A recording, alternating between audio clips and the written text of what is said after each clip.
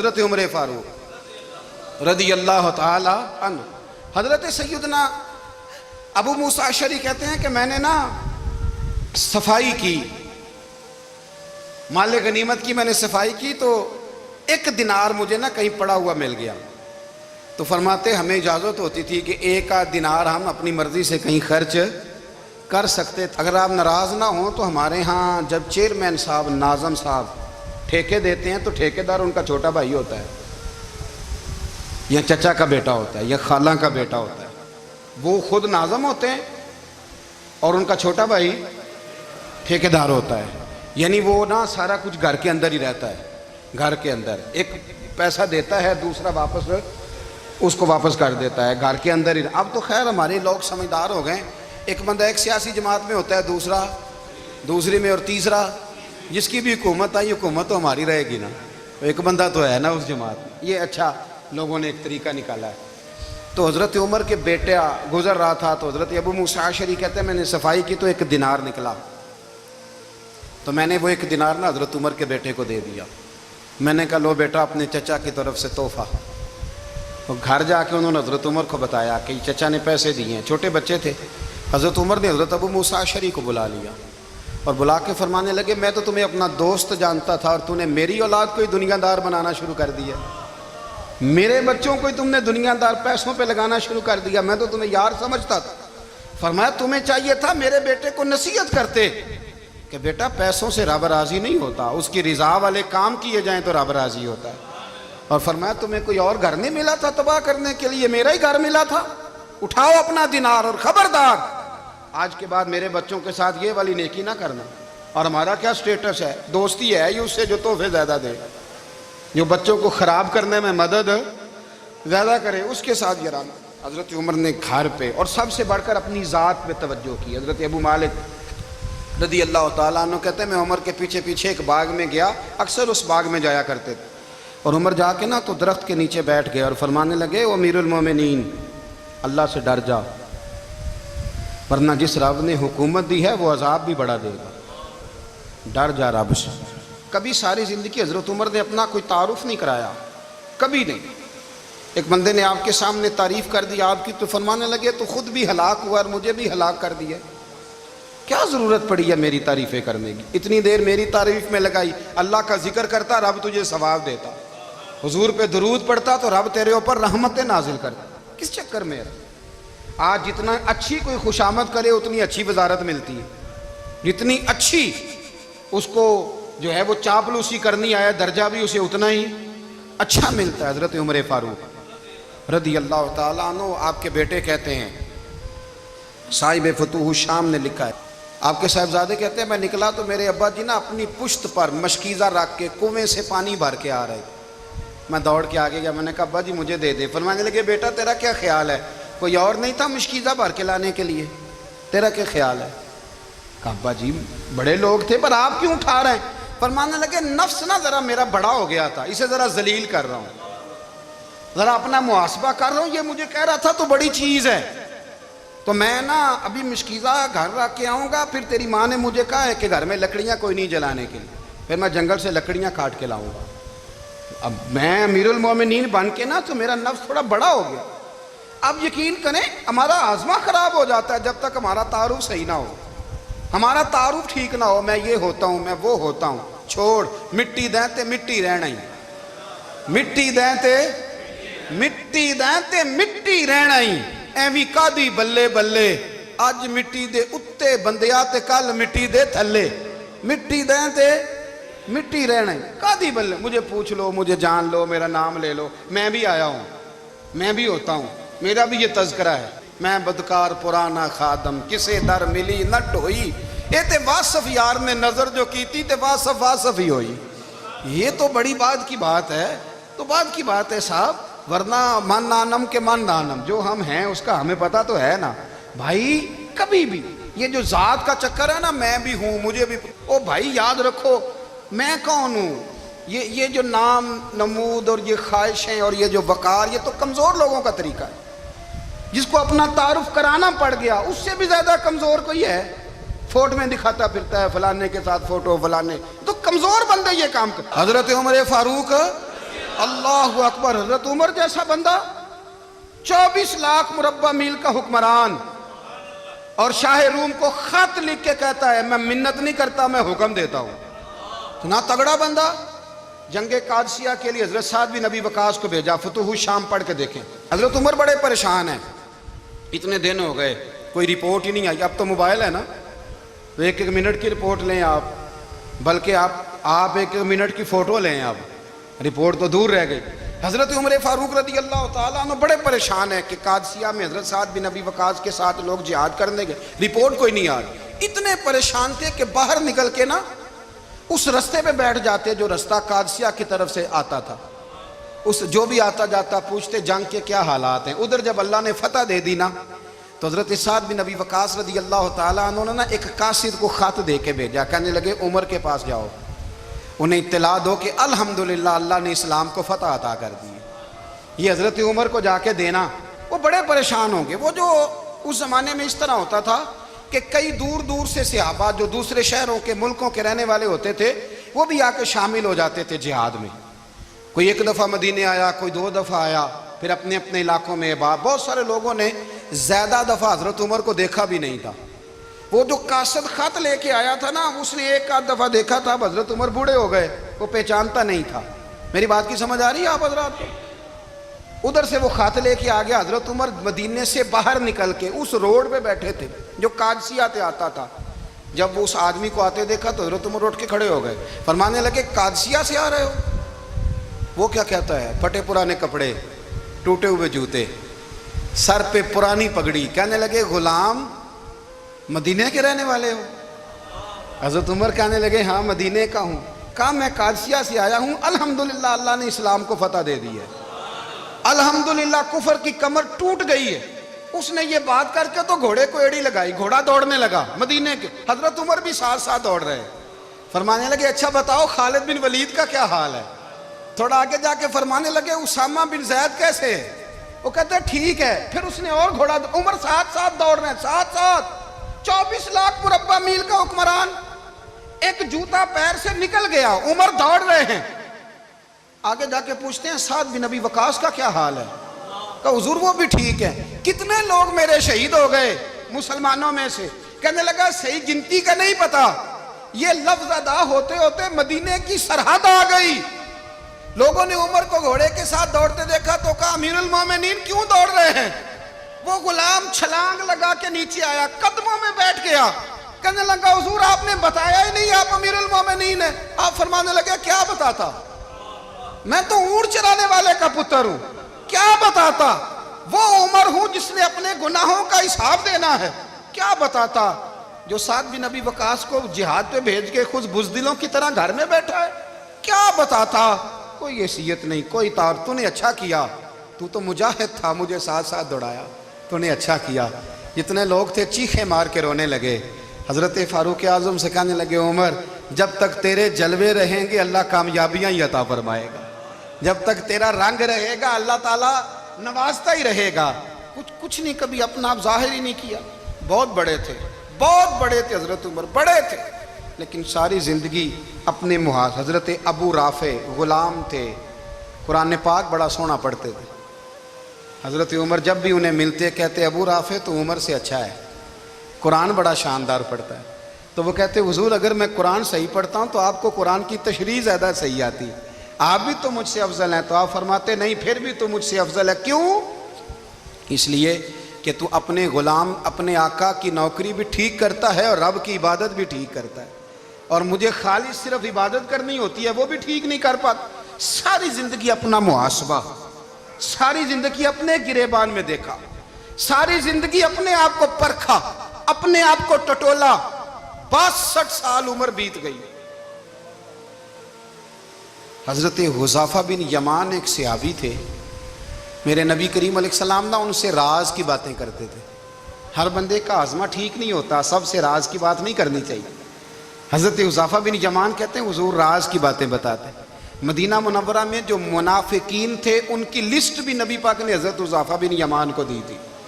جب کوئی مشکوک آدمی مر جاتا نا تو صحابہ کہتے ہیں ہم دیکھتے اگر حضرت حذیفہ نے جنازہ پڑھا ہے تو ہم بھی جنازہ پڑھ لیتے. نبی پاک نے بھی کچھ جنازے نہیں پڑھے. ترمذی میں ہے, فرمایا عثمان سے جو بغض رکھے اس کا جنازہ نہیں پڑھیں گے. حضرت حذیفہ بن یمان اگر جنازہ پڑھتے تو لوگ پڑھتے, وہ نہ پڑھتے تو لوگ جنازہ نہ پڑھتے.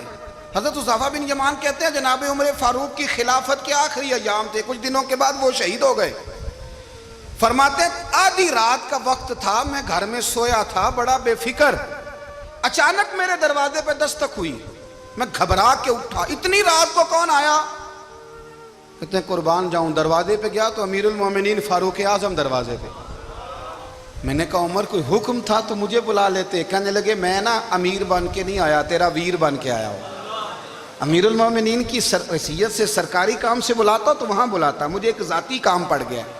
کہتے ہیں میں نے عمر کو گھر کی اندر بلا کے چارپائی پہ بٹھایا. میں نے کہا حضور میں غریب آدمی, میں کیا آپ کے کام آ سکتا ہوں؟ تو کہتے ہیں انہوں نے نا مجھے ساتھ بٹھا لیا, پھر میرا ہاتھ پکڑ لیا. کہنے لگے تو عمر کو جانتا ہے؟ عمر جھوٹ نہیں بولتا. تو جانتا ہے عمر وعدوں کا پکا ہے؟ کہا حضور جانتا ہوں. کہا میں اس وقت آیا ہوں جب دیکھ بھی کوئی نہیں رہا. حضرت حذیفہ بن یمان کہتے ہیں پریشان ہو گیا, حضور پہلیاں نہ بجھوائیں, مہربانی کریں بتائیں کدھر آئے ہیں. تو حضرت عمر فاروق فرمانے لگے 62 سال کا ہو گیا ہوں, 63 میں چل رہا ہے, داڑھی سفید ہو گئی ہے, پھل پک گیا, اٹھ فریدہ ستیا, داڑھی آ گئی پور, اگا نیڑے آ گئی, پچھا رہ گئی دور. اب قبر اشر کا معاملہ صاف نظر آنے لگا ہے. کہا حضور مجھ سے کیا چاہتے ہیں؟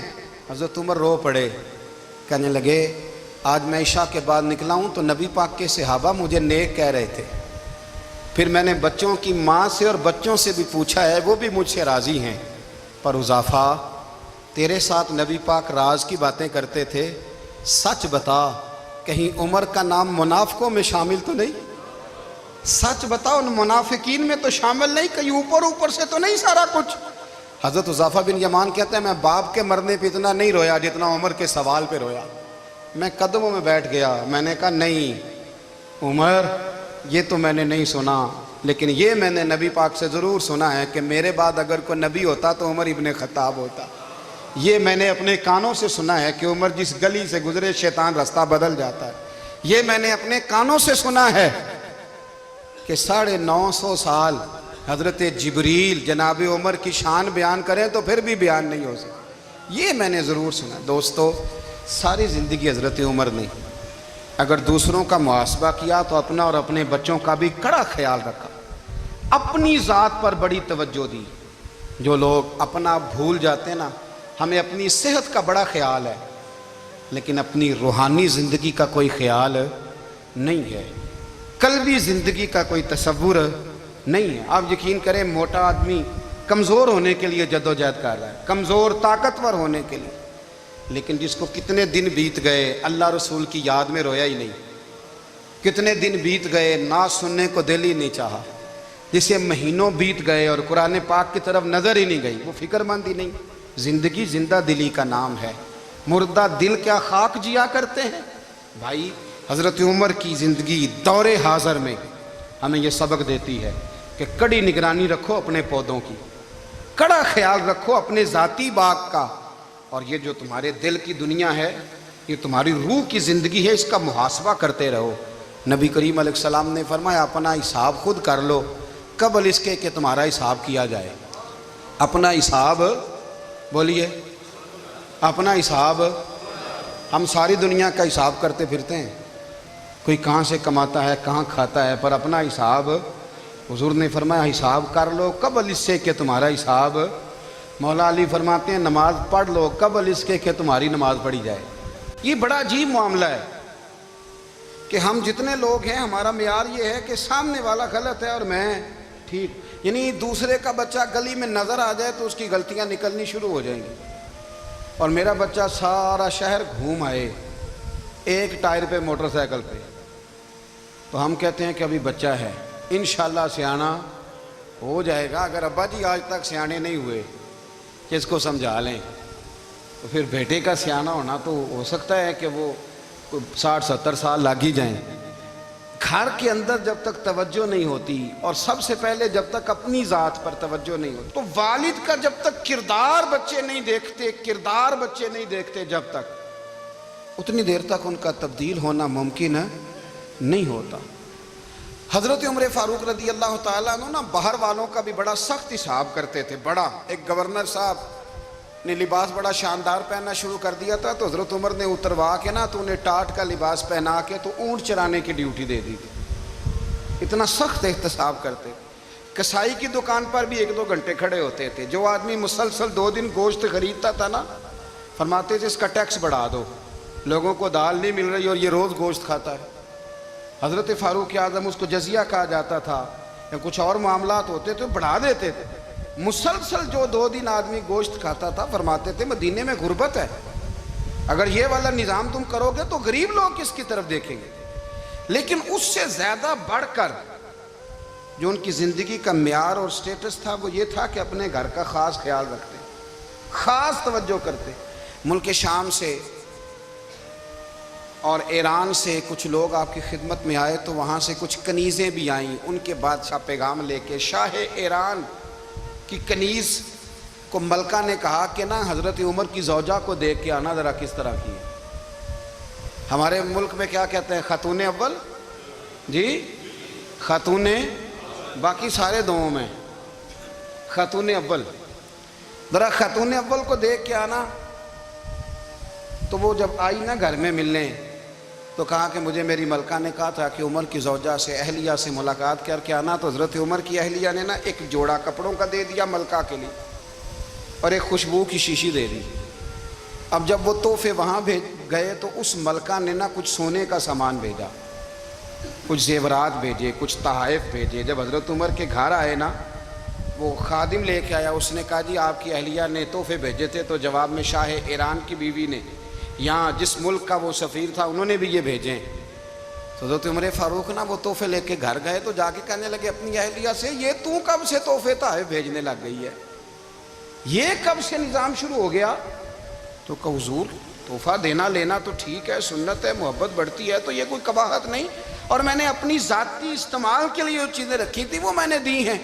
تو حضرت عمر فاروق رضی اللہ تعالیٰ عنہ فرمانے لگے ہم نے کسی ملک کے ساتھ اور اس کے بادشاہ کے ساتھ ذاتی تعلق نہیں بنانا، تعلق جو بھی بنے گا رسول اللہ کے دین کی برکت سے بنے گا، ذاتی رشتے نہیں ہم نے قائم کرنے۔ ذاتی آپ کے ملک کی جو ایئر لائن جس کا ہر سال خسارے کا ڈنڈورا پیٹا جاتا ہے نا، وہ ہمارے بادشاہ صاحب اور صدر صاحب اگر غیر ملکیوں کو گھوڑا کبھی بھیجنا ہو نا، گھوڑا، تو پورا ایک جہاز گھوڑا لے کے تحفے میں جاتا ہے، پورا جہاز غریب قوم کا یہ سرمایہ، اور قوم بڑی بادشاہ ہے، لائنوں میں لگ کے ووٹ دیتی ہے۔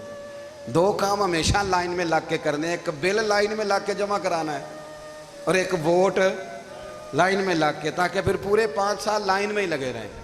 مرضی سے آپ ووٹ دینا، پر جو بات درست ہے اس کو سنو۔ حضرت عمر فاروق رضی اللہ تعالیٰ عنہ نے اپنی اہلیہ سے پوچھا کتنے کا تھا وہ تیرا جوڑا اور خوشبو کی شیشی؟ انہوں نے کہا 3 دینار کی۔ فرمایا یہ 3 دینار تیرے اور باقی جو تحفے آئے ہیں وہ تو خود کہہ، چونکہ اس نے تیرے نام بھیجے ہیں، تو کہہ کہ میں مال غنیمت میں دیتی ہوں، تو کہہ میں مسلمانوں کو کہہ۔ تو زوجہ ہنس پڑی، کہنے لگی میں نہ بھی کہوں تو مجھے کہنا تو پڑے گا ہی، کہنا تو میں نے ہے ہی، کیونکہ سامنے عمر فاروق ہیں، لہذا فرمایا کہہ دیتی ہوں میں نے دیا خزانے کو۔ حضرت عمر نے جمع کرا لیا۔ میں یہ کیا بات ہو، میرے گھر والے جو مرضی کریں، ان کا معیار زندگی جس طرح کا مرضی ہو۔ اور حضرت عمر ایک جملہ کہا کرتے تھے، اللہ کرے کہ یہ باتیں اس دور حاضر میں ہماری سمجھ میں آئیں۔ حضرت عمر فاروق رضی اللہ تعالیٰ عنہ اپنے بچوں کو فرمایا کرتے تھے کہ بہت آدمی کو بھوک لگی ہو نا، اور پھر اس کی پسند کا کھانا پکا ہو، تو اتنے شوق سے وہ اس کھانے کو دیکھتا ہے نا، فرمایا اس طرح پوری قوم اپنے بادشاہوں کے خاندان کو دیکھتی ہے، اس تیزی کے ساتھ دیکھتے ہیں کہ ان کے گھر میں کیا ہو رہا ہے، ان کا معیار زندگی کیا ہے، ان کا سٹیٹس کیا ہے۔ سیدنا فاروق اعظم رضی اللہ تعالیٰ عنہ نے اپنے گھر کے اندر اپنے بچوں، آپ کے بچے دونوں کاروبار کے لیے مصر گئے،